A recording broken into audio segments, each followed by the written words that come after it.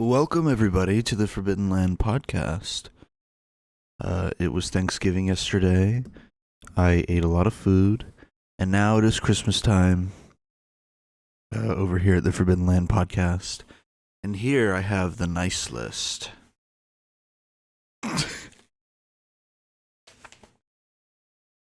Yes. The nice list. Oh my god. It says here that you've been a very... I can unravel the whole thing. It says right here actually, that I good enough. Right here, Danielle. That's me. I'm Danielle. I've been a very good girl this year.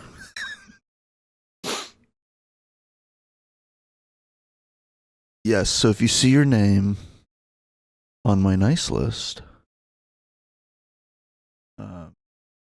you've been a very good child this year.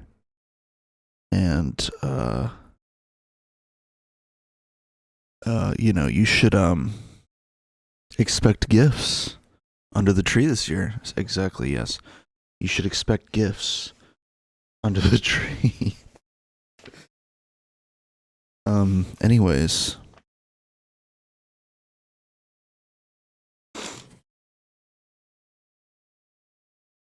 How are we doing today, folks? This is the Forbidden Land podcast.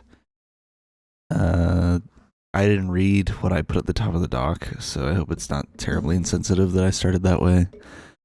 But it's the holidays now, folks. Whatever holiday you celebrate. I obviously celebrate Christmas, despite not being a Christian, but I think most non-Christian Americans celebrate some form of gift giving during this time of year. It's kind of hard not to when capitalism is shoving it 300 miles down your ass. So, pretty eventful week. I've been, I don't know. I don't know if, like, the White House is getting ready to collapse under the weight of its controversies. I don't know if,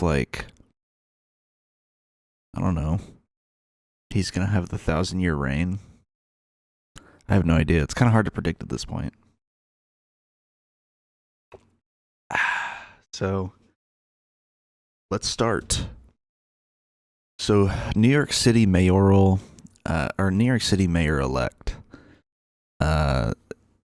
went to the White House. So he was on the way to the White House, and while he was on the way, the House of Representatives took a vote to condemn socialism. Yes, folks, that's right. From the Hill right now, this is a measure to condemn socialism. The vote is still being tabulated, but of note, the four leading Democrats in the House voted with Republicans to condemn socialism, yet 96 Democrats voted no. Mm-hmm.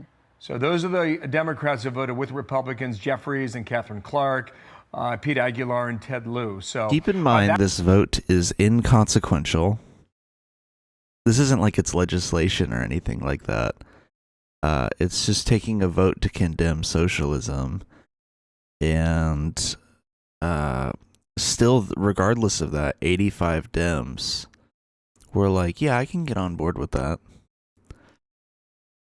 2 of them chickened out and voted present. Couldn't have just voted no, people. Like, seriously.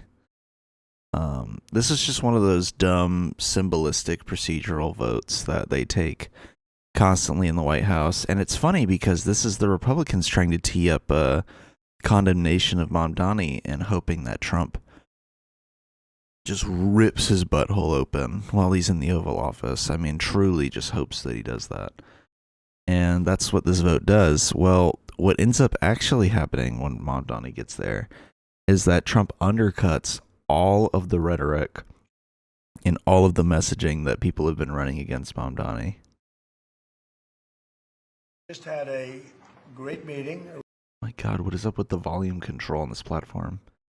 This is why X, or whatever it's called, We'll never be a video competitor. Really good, very productive meeting. We have one thing in common. We want this city of ours that we love to do very well.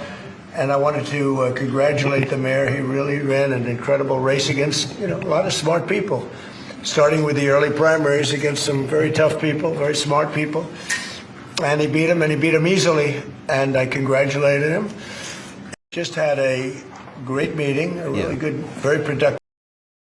I mean, this whole meeting is just a Trump glazing Mamdani session. Here's the jihadist question from the journalist where they're like, do you think Mamdani's a jihadist? Mr. President, Republican Elise Stefanik has campaigned multiple times by calling Zohran Mamdani a jihadist. Do you think you're standing next to a jihadist right now in the Oval Office? No, I don't, but she's out there campaigning, and,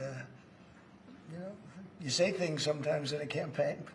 Isn't that sort of She's a very capable person, Isn't but that a kind of label? you'd really have to ask her about that, but I don't particularly. I think I met with I met with a man who's a very rational person. I met with a man who really wants to see New York be great again. And I can say again, because New York was great. When I'm meeting. And Mamdani plays him pretty well. I mean, he agrees when he needs to agree, and then he doesn't agree. Like during this clip where they're like, Mamdani, you've called the president fascist, and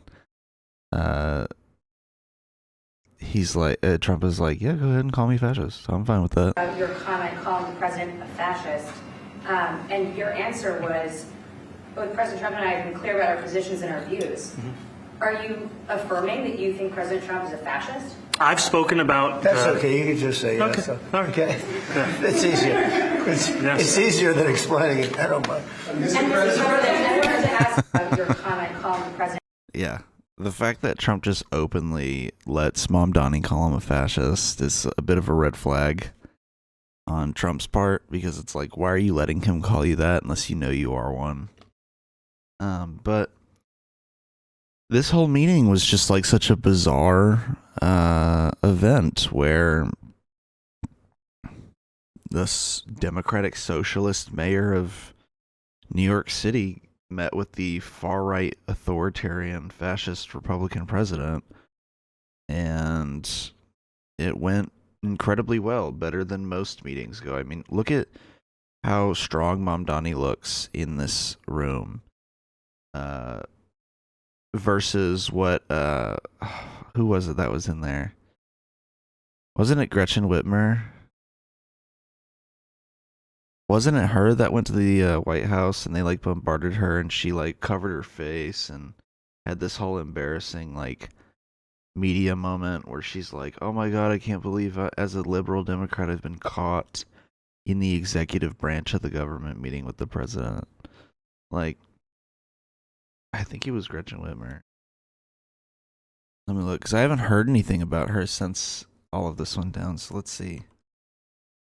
Gretchen Whitmer White House visit.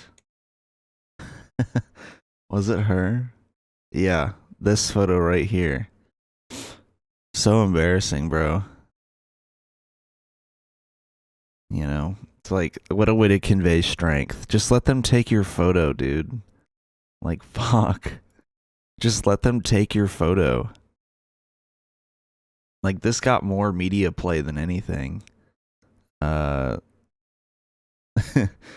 this alone got way more media play than anything she was advocating for. And, like,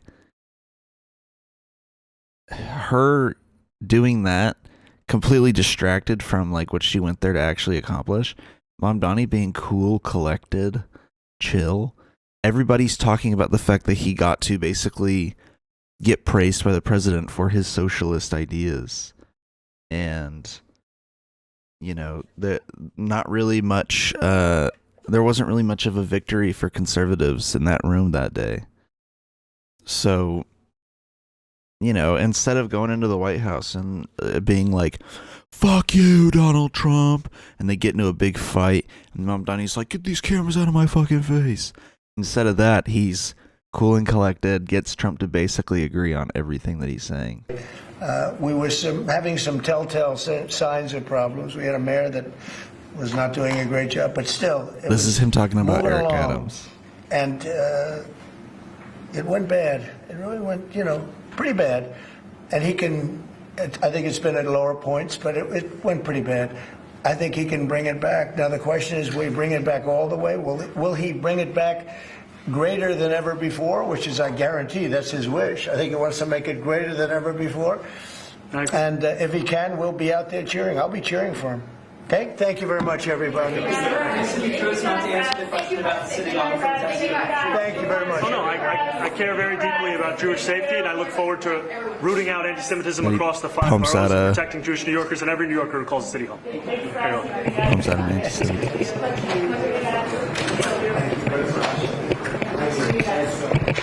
Like, pumps out an answer to anti-Semitism real fast during that.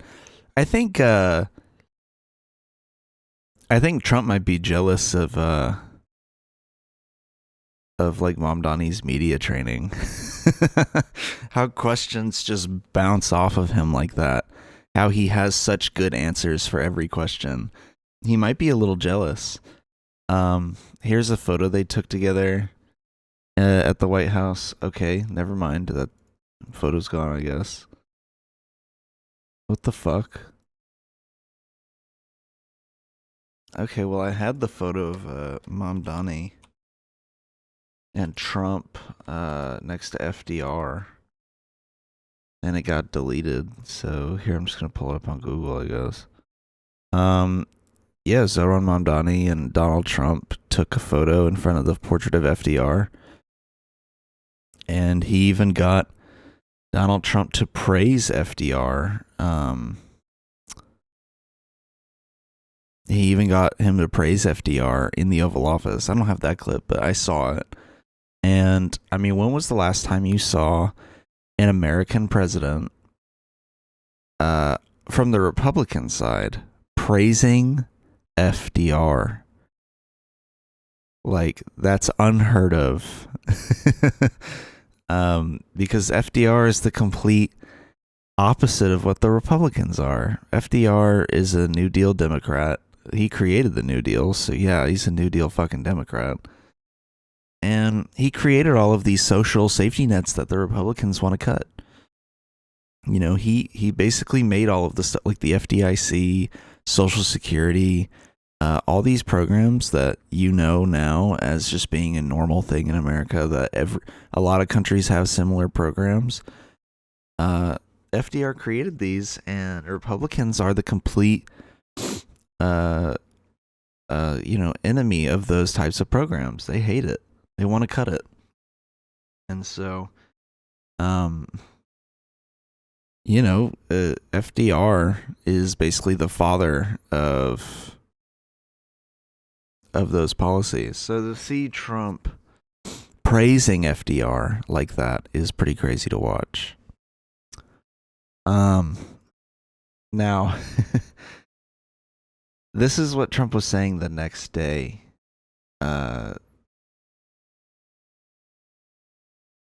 Now, I want you to pay attention to his outfit. Sorry, excuse me. I want you to pay attention to Trump's clothes. When was the last time you saw Trump not wearing a suit or a golf outfit? Do you still plan to deploy the National Guard to New York City? If they need it. Right now, other places need it more, but if they need it, we had a very good meeting yesterday. We talked about that. But if they need it, I would do it. Mr. President, are you willing to forgive? Mamdani has done the impossible. He has delayed a National Guard deployment to New York City. He played the game so well, glazed the president so good in that meeting, if he even did that, that he delayed the National Guard deployment in New York City. How crazy is that? Also, look at his fit. This is the main thing I wanted to look at this. What is this fit? And it was like a somewhat warm day in Washington at that point. Kind of crazy, but people pointed out that Mamdani wore that exact same outfit like not that long ago.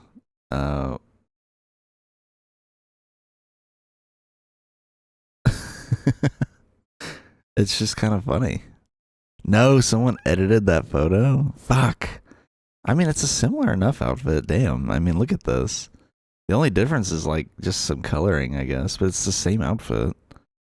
Somebody edited the outfit to have a black jacket and a red shirt. That's why I thought it was real. That's crazy. Y'all can't just let them have their love story and not make fake shit for me to fall for. Fuck me, man. Anyway. These two are in love.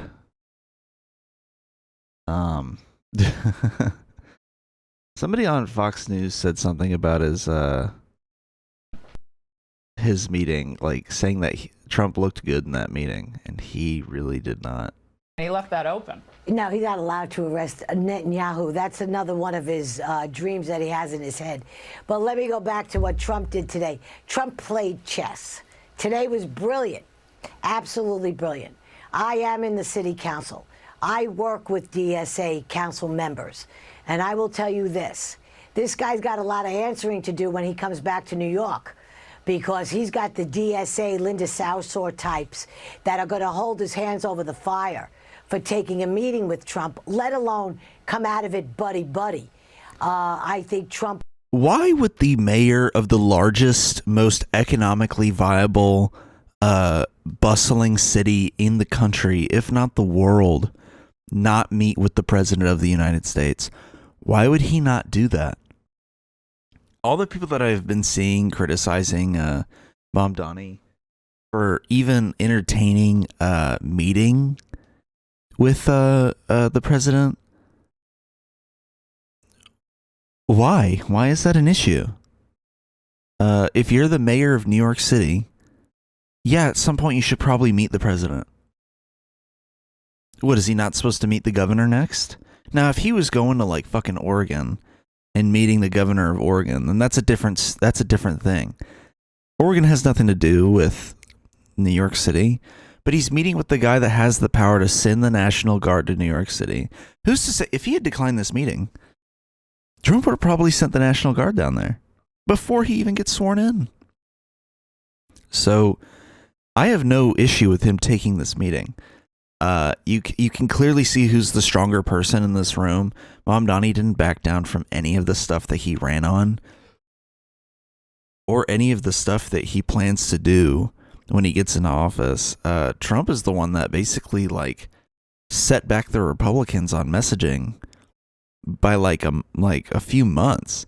I mean, the Republicans were like calling him a jihadist. So were the Democrats. So both sides. Both parties were calling him a jihadist, a radical communist. Trump was even calling him a communist. All this stuff. And Trump rolls all of that back in this meeting. He completely destroyed it. Calls him a decent man. Who? I mean, come on. This was like the best look for Mamdani and one of the worst looks for Donald Trump. You know, this guy that he's been calling a radical communist for the last like 6 or so months. He just had like a little buddy little afternoon lunch sesh with him. Like, he looks horrible compared to Mamdani in these clips. In this meeting in general. So I don't know what this turtleneck lady is talking about. Vicky Palladino. Hey, come on now. Andrew Cuomo's not guilty. He's just Italian, huh? I bet you that she's one of those people. Based on the very, like, Italian last name. Hey, come on. I'm Italian, so I can say that. Yeah, her being like, I work with DSA members on the city council, and he's gonna have a lot of answering to do. Well, clearly not, because then the DSA met. Here, I'll get to it in a second. Was brilliant. I think Mamdani actually, we need the president, cannot move forward without, federal dollars. So he knows he's between a rock and a hard place. And this has always been the question about Zohran. How is he going to navigate this? How's he going to appease the DSA? Zohran. Because that's who he is, clearly. And they stand behind him 100%. He's going to have a hard time explaining this to them. Now, to the point of taking up with Trump, it was brilliant. It was necessary. It had to be done. I come from a district and I come from a city that they are terrified of what this young man is going to bring to the city of New York as far as his anti-Semitism. And oh, Lord, have fucking mercy, man. Oh, leave it alone. Jesus.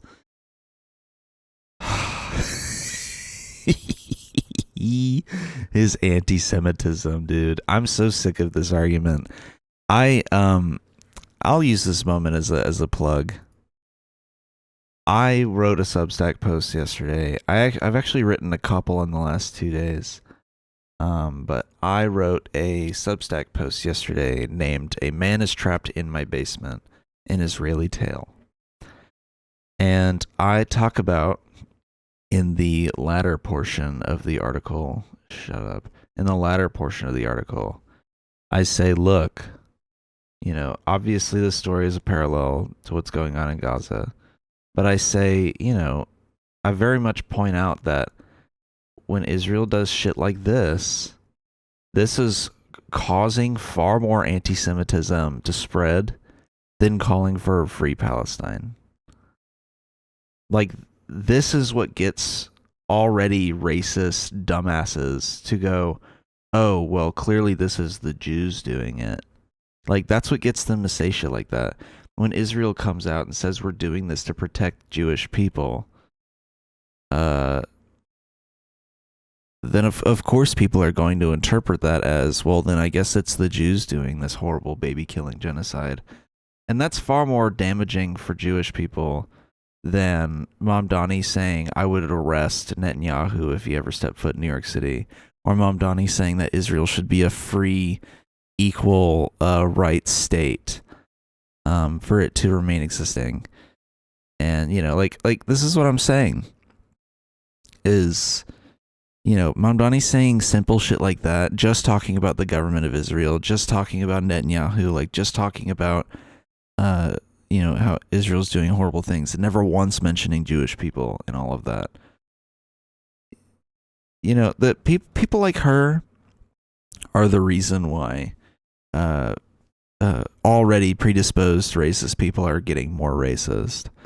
Because what other conclusion are they supposed to come to when that's the lines you're feeding them? Now, we know that it's not Jewish people's fault that Israel's doing this. Jewish Force for Peace exists. A lot of Jewish people are against Israel's genocide, and don't like Israel in general anyways. I mean, a few people I can think of off the top of my head is Adam Friedland and Felix from Chapo Trap House. But, like, and like I said, Jewish Force for Peace is an organization comprised of Jewish people who openly speak out against Israel and have been doing that for years. So, yeah, her saying this crap, it's so dumb. So in regards to going back to New York City and having to answer to a lot of questions from the DSA, clearly not, because Mamdani had a lot of pull in this. The DSA decided to not endorse Che Osse's bid for primarying Hakeem Jeffries in the House. And, I know why they did it. I know why they decided not to do it. I know Mamdani had a good point as to why he didn't want Osse to do it. He said, and I heard this in an interview that he gave. He said, what would you rather do in the next year? Would we rather deliver on all the promises we've made to New York City by, running this campaign and promising all of these things? Would you rather deliver on those promises, or would you rather spend the next year campaigning even more and having even more propaganda ran against you? And I think that's a decent idea. Now, personally, I do want to see Hakeem Jeffries go. I don't think I'm aligned on the DSA with this one, but I understand the reasoning here. But that just shows you, like, the DSA doesn't care that he met with the president. They understand why he did it. He doesn't have anything to answer for to the DSA. That's such a dumb thing to say, that Fox News turtleneck lady. Her being like, oh, his party is not going to be okay with him meeting with Trump. Why not? Why wouldn't it be okay with that? So, anywho, big news. Marjorie Titan Green from the 14th District in Georgia is resigning from the House of Representatives on January 5th, which just so happens to come right as her retirement package comes in. Hi, everyone. I've always represented the common American man and woman as a member of the... I keep forgetting to switch the screen, and I keep pulling up my doc. I think I forgot how to do this podcast. I'm gonna have to scrub through the whole thing looking for moments like this. House of Representatives, which is why I've always been despised in Washington, D.C. and just never fit in. Anyway, her whole point is that she's become disillusioned with the system and yada, yada, yada. Anyway, even though she's a perpetuator of that system, her being like, AOC should be murdered in the Capitol, like her doing shit like that. But yeah, so she's resigning right before or right after her little retirement package comes in. And a lot of Republicans are showing signs that they might be following suit. Here's what Trump had to say about her retirement announcement. Are you willing to forgive Congresswoman Taylor Greene? Forgive for what? No, I just disagreed with her philosophy. She started backing perhaps the worst Republican congressman in our history, just stupid person named Massey. And I said, go your own way. And once I left her, she resigned because she would never have survived a primary. But I think she's a nice person. Okay. He only hates Thomas Massey, by the way. Damn. Okay, Diva. He only hates Thomas Massey because Thomas Massey is against Israel, by the way, in case you're wondering. He is dressed like Ron Burgundy. Oh my god. Damn. Go fuck yourself, San Diego. Someone has tried to call for a primary challenge to John Fetterman. It seems, the Pennsylvania Working Families Party is trying to primary John Fetterman. And this is John Fetterman's response. Notably, he is, as a Democrat, on Fox News giving this response. Don't know what that says about his policy making, but oh well. Yeah, Working Families Party. And what they're saying about you, Senator, they say we are primarying John Fetterman. Last week, Fetterman once again sold out working class Pennsylvanians. He was just the deciding vote for the Republican budget bill that will strip health care from over 400,000 Pennsylvanians. We deserve real working class leadership in the U.S. Senate. What's your response to that? Based. I hope so, because I guarantee whoever they put up, they're going to just make me look, the reasonable guy that's going to work with both sides together and find a way for Pennsylvania. and now it's an absolute lie. I think he knows that he's fucked. Look at how much he stutters. Strip healthcare from the Senate. I hope. Oh, I hope. Promise. I hope so. I promise. Also, if you remember, he took a fall last week, which is why he looks like this. So no, nobody punched him out. He just fell on the floor. Because I guarantee whoever they put up, they're going to just make me look, the reasonable guy that's going to work. He might actually be screwed, which is pretty funny. He might actually be fucked. And I think he knows that. I think Fetterman knows this. And that's why he's acting the way that he is.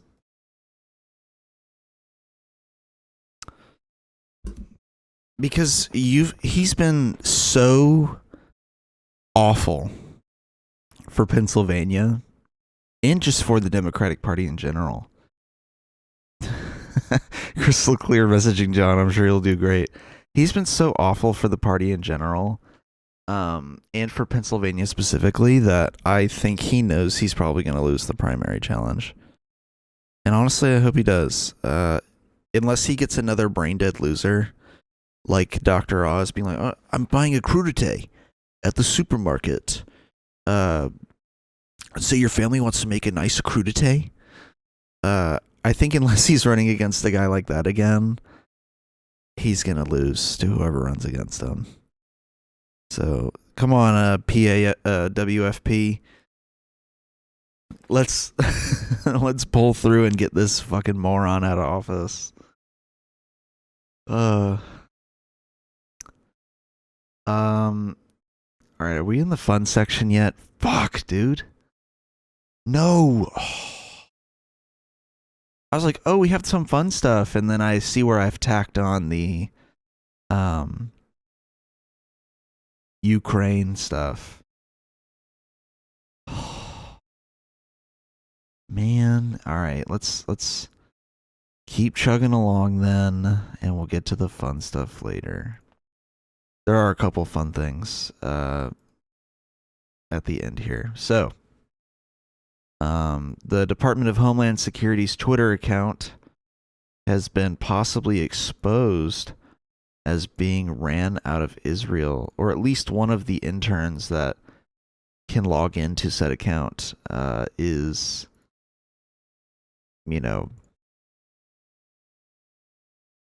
doing it from Israel. Unless Mike Pompeo is fucking running it as the ambassador to Israel.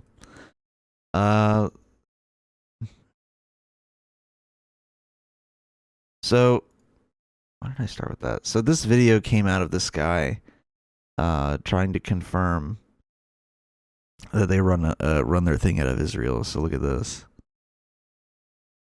Twitter introduced this new feature where you can see the about thing for an account and see where they operate from.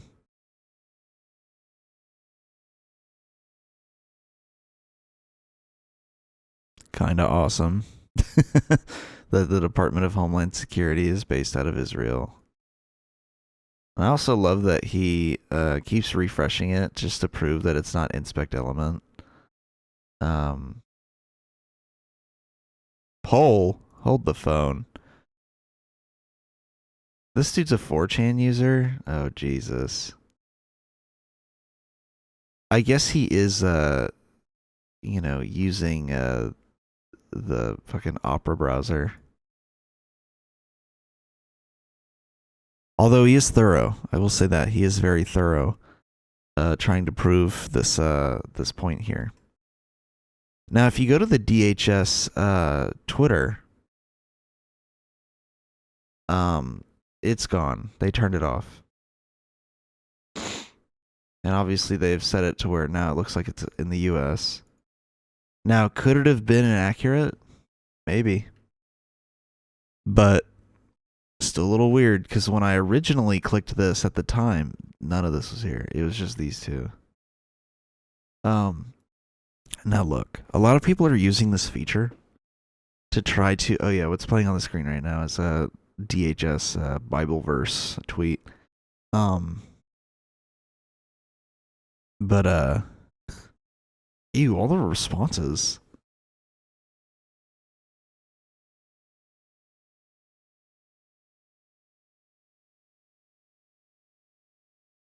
Gross, dude.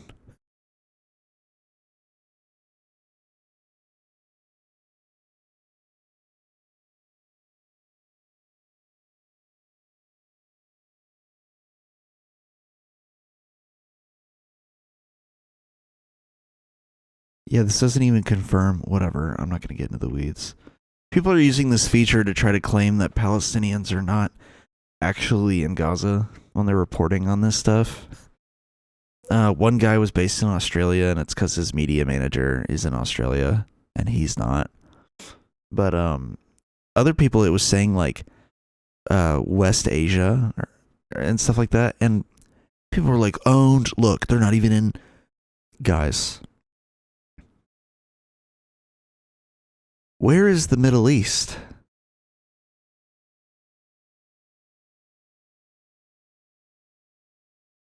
Hello? Where is the Middle East? It's in Asia. Oh my God. Where in Asia? Southwest Asia? Oh my God. That would explain everything. And shocker, you know, it's not surprising that they would classify it as that region, considering they consider Palestine to not exist. So, oh great, the dog is up. Anyway, let's talk about Ukraine. Oh, wait. See, I keep doing this. This is crazy to me. I keep forgetting to switch. I think there's something wrong with my brain today. Let's talk about before we get to Ukraine, actually. Let's talk about the other accounts that LARP as Americans and are actually based in other countries. So MAGA Nation X is in Eastern Europe. Dark MAGA Coin is in Thailand. MAGA Scope is in Nigeria. The MAGA Beacon is in South Asia. Huh. Would you look at that? Wow. Now, if you're wondering where I'm at,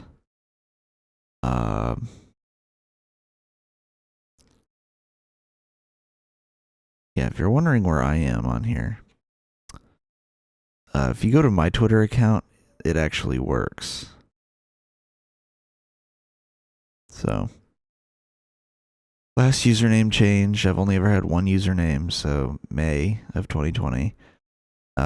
This is when my new account was made, and I'm in the United States. Shocker. Anyways, let's talk about Ukraine. Trump has offered Ukraine a peace deal.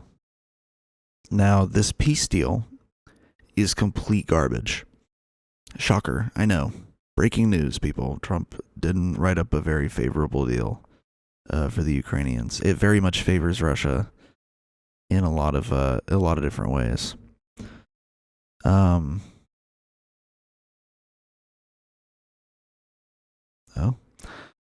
So here's what the plan lays out. In this plan, Ukraine would have to give up territory, including Crimea, and would have to reduce the size of its army down to 600,000 troops. Most of the European leadership has said this is a horrible deal. Here's Donald Trump talking about the deal in that same stupid outfit.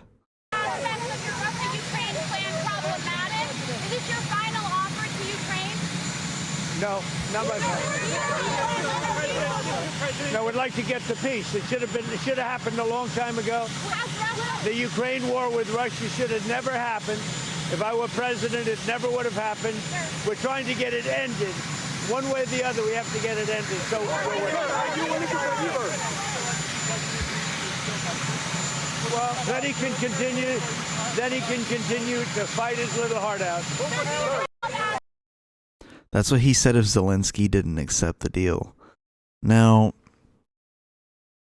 when Russia invaded Ukraine, not the other way around, wouldn't you think a peace deal would give some kind of, some kind of leverage for Ukraine? Like, they would give them something to work with here, no, just go ahead and lose the war. This isn't a peace deal. This is a surrender the war now deal. Like, just give up. Take a half L, basically, is what they're saying. Oh, it's awesome that they changed the way that PDF files show up on here. Let's see. I have the article on here. Yeah, they'd have to reduce the military size from around 800,000 something people down to, I think they said about 600,000 is the cap that they wanted to give, the U.S. wanted to give them. They would also have to give up 3 different provinces. One of the most notable ones is Crimea, which Russia invaded and took in 2014, illegally, by the way. And then Russia will be allowed to return to the G7, making it the G8, which Russia was kicked out of the G7 by President Obama. So, I don't know, man. Yeah, like all Ukraine would really get is Ukraine can join the EU. The US gets to personally rebuild the country of Ukraine.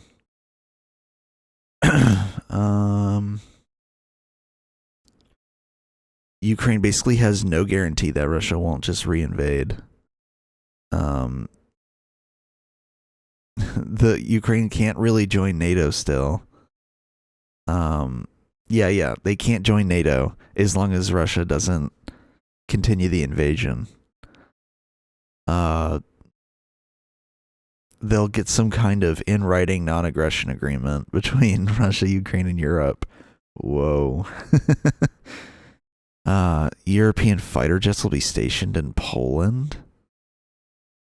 Whoa. How is that a win for Russia? Kind of sounds like a win for Ukraine, actually. NATO agrees not to station troops in Ukraine. Another L for Ukraine. Ukraine agrees not to join NATO. Okay, so there's like 3 different things in here about NATO. Here's the first one. Russia halts invasion. NATO does not expand. U.S. mediates talks between Russia and NATO. Ukraine agrees not to join NATO. Jesus Christ. Okay. NATO won't get involved. Good Lord. How much more stuff about NATO you gotta shove into this peace deal, man? God, Trump and NATO, dude. Get a room. He hates that shit.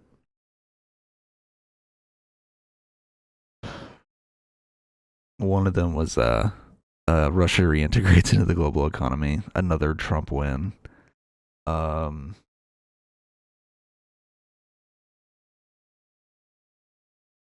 Yeah, Ukraine can join the European Union. And then the U.S. will basically unfreeze all of Russia's frozen assets. It's literally just we love Russia and we want them to win type of deal. And this is what I think Putin was waiting on, was Trump to get back in office so he could get this great sweetheart deal. So, I mean, I hope he rejects it. This deal also opens up Ukraine into being a more vulnerable country, where they'll have less troops to defend themselves in the case of another invasion. Putin, this is a direct quote from Putin, apparently. If Kiev does not want to discuss President Trump's proposals and refuses to do so, then both it and the European warmongers must understand that the events that took place in Kupiansk, I don't know how you say that, will inevitably be repeated in other key sectors of the front. the European warmongers who started this invasion. As much as I agree that Europeans and the US are warmongering freaks, not in this one. Not in this case. This is like the one time where you can't really say that about them because this is Russia's invasion of Ukraine. Not the other way around. It's not like Ukraine decided to attack Russia first. This has been Russia provoking Ukraine for a long time now. So, stupid ad quote. Anyway, let's move on. Quick little note. Doge is over.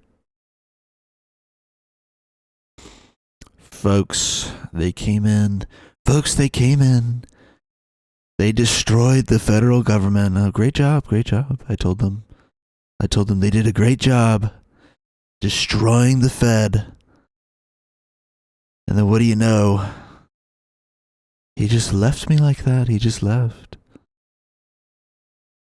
And so now I took his whole department and I said, fuck you. And I got rid of it. Trump's Department of Government Efficiency has disbanded with 8 months left to its mandate. That doesn't exist according to the OPM director, Scott Kapoor. OPM basically is just Doge, by the way. So the fact that Doge was even created in the first place, kind of stupid, because OPM already existed. Anywho, let's get to the fun stuff. Here's Asmongold having a complete. Here's the dirtiest man alive having a complete meltdown over nothing. And by the way, his fans, after you see this clip, just know that his fans are trying to say that he was just pretending. This did not seem like pretending. As Zohran Mamdani is expected to require all New York elementary school students to learn Arabic numerals?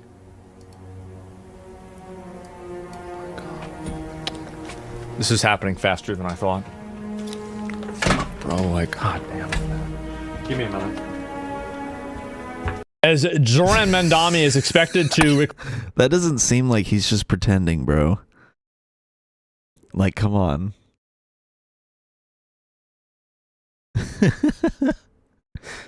Oh... Jeez. Also, if you're wondering, in case you don't get the joke, and you're one of the stupid people watching, this is what an Arabic numeral is.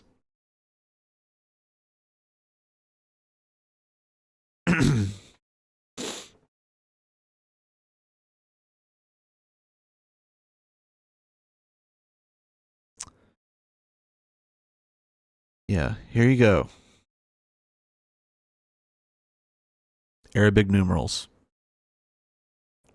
It's literally the number system we use every day. And this is in one of its earliest iterations. When it was first created, they would use a dot to signify 0. And all of these were just, I mean, you can even see it. This is just a sideways 2, sideways 3. This clearly needed some work. But you can kind of see where it's like supposed to be a 4, just kind of curved at the end. That I have no idea. This one, okay. This is just a sideways 7. This one's kind of whack. And then this is clearly just a 9. So there you go. I mean, these are the Arabic numerals in their final form as of right now. The numbers we've been using for hundreds of years now. And yes, I said hundreds. This didn't become widespread in Europe until the 16th century, and by the 1800s, Arabic numerals became more widespread in official texts in the Western world. Little fun fact. All right, let's talk about this whatever podcast clip. Now, the Whatever podcast is not something I've ever wanted to talk about on here, because it's just one of these like ultra misogynistic manosphere podcasts where they're just like, women are bitches and should submit and be locked in the house all day. But this one clip, I could not resist.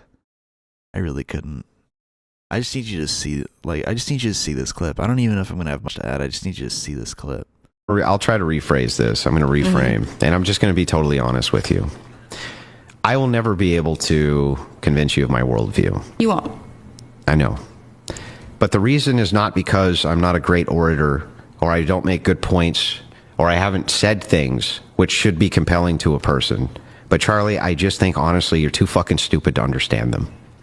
Now, right off the bat, keep in mind her name is Charlie, and he just outright calls her too fucking stupid, which is insanely disrespectful, right?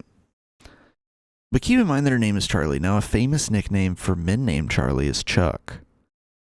And this guy is such a little baby bitch that when he gets upset, he calls her Chuck.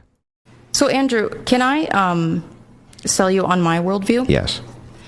Your wife has 3 baby daddies and has been married twice before. And you you lick sniz. Under your religion. You lick sniz. What does that You're mean? a fucking dyke. Don't talk shit about my wife, you stupid bitch. Shut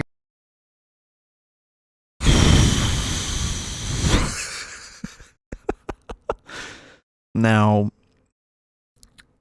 immediately, him saying sniz, how old is this guy? My God, how old is this man? You look sniz. It feels gross even saying it. But it's also just like really funny how fast this guy breaks down when she mentions that. Yeah, it's just really funny watching how fast he breaks down. Because it's like, yeah, she's not saying she lives a traditional life, bro. She's saying you say you do, and you don't. So. your fucking mouth. Shut your stupid bitch mouth. Your wife with the 3 baby What did I just say? Dyke? Your wife with the 3 Sorry, baby I'm sorry, Dyke. Is she morally inconsequential in comparison to your ditch licking? Do the men that you try to... Ditch licking? Does this guy not realize that he's married to a woman, by the way? He keeps saying she, I don't even want to say the word anymore. But then he also says ditch licking. Dude, that's you, little bro. You're married to a woman too. I mean, I don't think she's married, but you're married to a woman. Could this not literally be flipped right around onto you? Oh my God. Do the women that you try to your hatred against you try to that they shouldn't Charlie, did I bring women? Do they know Charlie, that did I bring your family? 5 years older? Did I bring any of your family into anything? Stupid. Did I say anything about your family being stupid, Charlie? You could. It's You could because go I'm for it. better than you, Charlie. No, it's because you're embarrassed and you know that the traditional values that you try to sell people on are bullshit because you are not a traditional man. Chuck, let's go through it. You are not a traditional Let's man. go through it, Chuck. Tell me what I'm doing which is immoral. Wow. Just a complete baby meltdown. That was crazy. Oh man, these Manosphere guys cracked me up. He literally sounded like a 12-year-old kid once he got triggered. Exactly. Ditch licking at your grown age? Oh my God, dude. Find different insults. Yeah, this dude would beat me if he was my father. Oh, 100%. He's definitely the beating his kids type. Just saying. Alright, I want to talk about my Substack, and then I'm going to go. Obviously, I talked about my Substack, last episode. And I'm here to talk about it again. Here it is. I've written about 3 articles now. I wrote this one a couple days ago, or I've been writing it over the course of the week, but I finished it a couple days ago. Is Graham Plattner a wolf in sheep's clothing? And I go over all of my concerns for, based on his history, should I be more concerned about his, Senate race and all that stuff?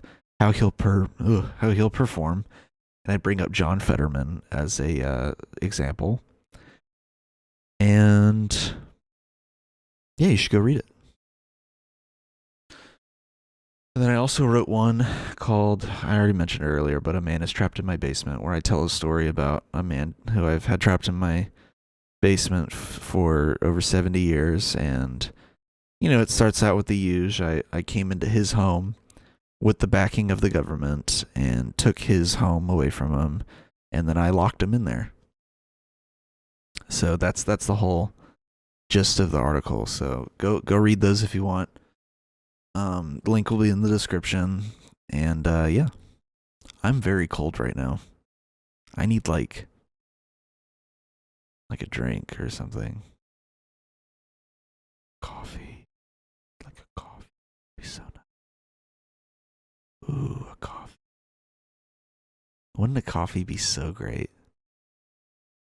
Yeah, it would. It would be so great. Anyway.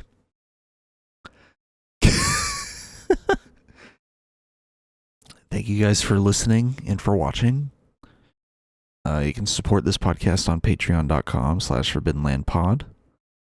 And yeah, you can also listen to this podcast on other platforms like Spotify, Apple Podcast, the Samsung Fridge. And yeah, I'll see you all next week in a special little 1st December episode. We're in the long stretch here. We only have a few more episodes left of the year.